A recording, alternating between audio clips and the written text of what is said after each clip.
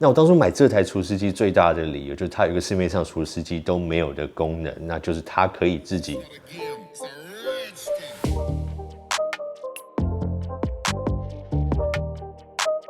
大家好，我是苹果爹。那今天这一台除湿机呢，对，继上一台30那台除湿机后，我又来评测除湿机了。那这一台我当初去买的时候，其实我当初进到那个家电行的时候，我想要买的是我先前介绍过那台30的。但是在那个家电行之后，跟老板娘讨论一下，那他就跟我讲说，现在有这一台，然后刚好以我的需求来说呢，可能会更适合我，然后相对而言它的价格又比较便宜。那这一台的品牌叫做 Mape， 那这个中文好像叫做美宝，那这个应该大家都没有听过，其实我也没有听过。那我去查了一下，这个是一个美国 GE 在南美洲投资的一个品牌，可是 GE 的家电呢又卖给了中国的海尔集团。那以规格来说呢，基本上一般除湿机的这些功能啊、设定什么它都有。那它的除湿能力是32公升一天，然后它的水箱的大小是6公升。那它的节能效能是在2级，不是在1级。那我先前那台30是1级，我等一下会跟大家分享一下它的这个数据。那其实是有差距还蛮大的。那我们就先简单来看一下它的外形是什么样。那它的外形其实非常简单啊，就像一般的这种美式除湿机，它其实还蛮大台的。那它的所有的按钮啊、面板啊、控制都是在它顶端的地方。按钮的质感或什么也不算是非常的好，就是还可以这样子。那还有电源啊，然后有调整这个湿度的这个表，然后有计时器啊、强风开启、连续除湿、过滤网重置的钮。那还有一个舒适模式，然后还有一个帮补 pump。那这个就是我等一下会讲到一个非常非常特别的功能。那水箱的话，就是在前面、下面这边打开。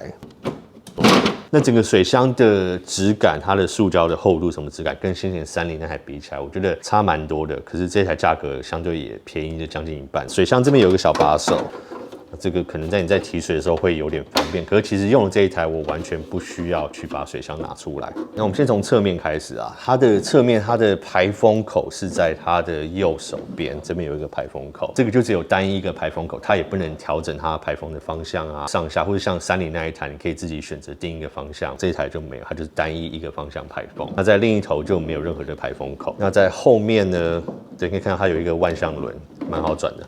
那后面这边就是一个过滤网的地方，那上面这边就是有一个一般除湿机大致上都有的一个连续排水孔。那这个连续排水孔就是你打开来，你要自己另外接水管，那它的水会从里面流出来。那下面这边有另外一个孔在这边，这个就是等一下会提到一个我觉得最特别的功能，在这台除湿机里面独有的。那使用这台除湿机呢，我的用法是我们放在工作室，那我们就是随时，比如说它的湿度到达一个量之后，我就让它自动开始除湿。那我有使用那种智能插座，还有那种智能湿度啊、温度的感应器。那这个其实有非常多牌子可以买啦。我现在是用小米的，那我就让它湿度到达一个量之后，它就自动开始除湿。那这个部分它要自动开启，就有一个非常重要的功能，其实在30那一台没有，就是它在比如说你断电在自动回电的时候，它会自动开启。如果你要使用这种智慧插座让它自动开启的话，你就要确定这台除湿机是有这种回电会自动再开启的功能，并不是每台都有。OK， 那我们现在就来讲到这个，我刚刚提到为什么我买这台除湿机最大的原因，就是它下面这个排水孔。那这个跟一般这种除湿机，他们有这种连续排水孔是不太一样。那我们刚看到它有一个功能叫做帮补嘛，叫做 pump。这个排水孔就是专门给你开启这个 pump 的这个时候来使用。一般的连续排水，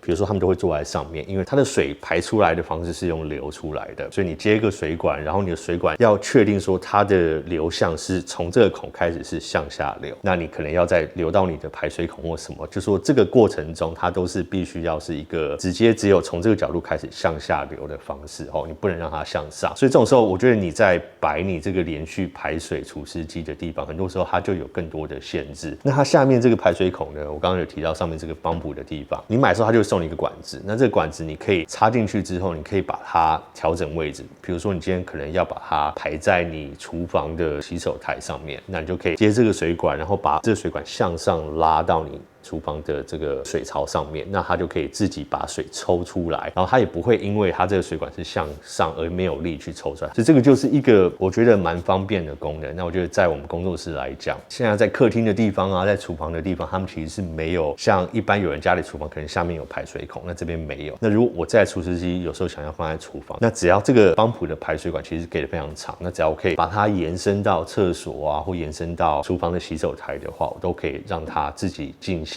抽水。那这个我就觉得非常方便。OK， 那所以刚提到就是我买这台除湿机最大的原因，那也是它最大的优点，就是它里面有一个抽水马达。那关于这个抽水马达，可能很多人会问，就是说，那这样是不是代表它多一个地方容易坏掉？那这个其实或许是有可能。那我们用到现在到目前为止大约5个月左右，那目前是还没有问题啦，所以我也不敢跟你说它的整个长期用起来会不会因为这个抽水马达而延伸出更多的问题。那这台在台湾其实是有代理商的，好像是一家蛮大的电器行在台北，可是我也没有使用过他们保护服务，所以我也不知道说它这个抽水马达如果出问题之后，他们有没有办法维修啊，或者会不会维修？我觉得如果是一个有名的代理商，应该不至于就是放着不管啦。所以这个如果我们到时候有碰到问题的话，那我们会来跟大家再来分享这个部分。OK， 那另外我刚刚有提到，就是它的效能部分是在2级节能的部分。那这个跟我先前那台30的比较起来，30是1级，这个是2级。那我一开始想说啊，那这个差1级可能不会差太多，可是在我实际使用上来呢，那刚好每个月都有侦测嘛，工作室跟我家里的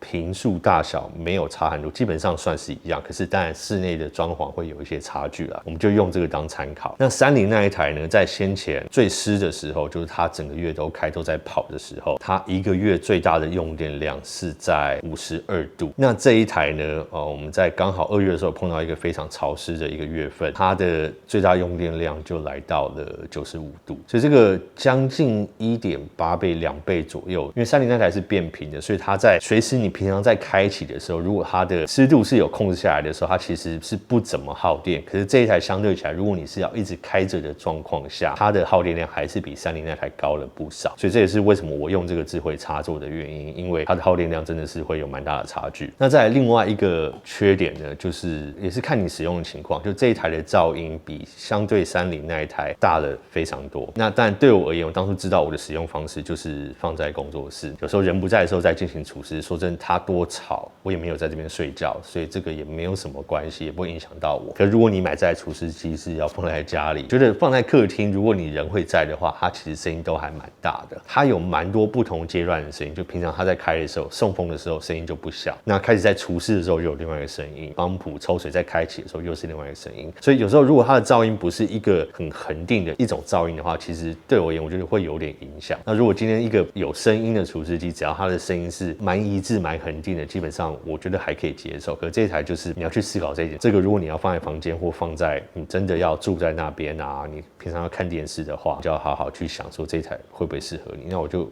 测试一下这个噪音的声音给大家听。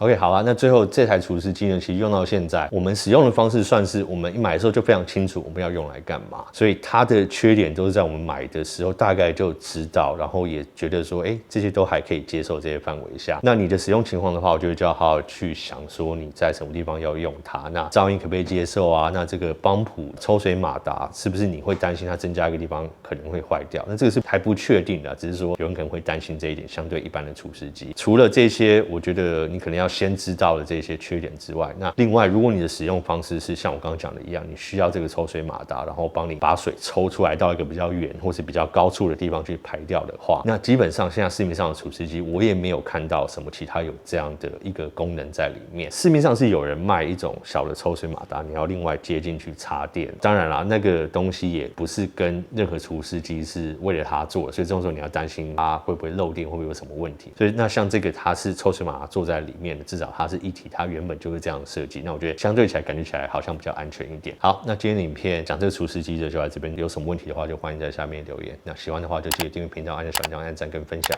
我是莫迪，我们下次影片见喽，拜。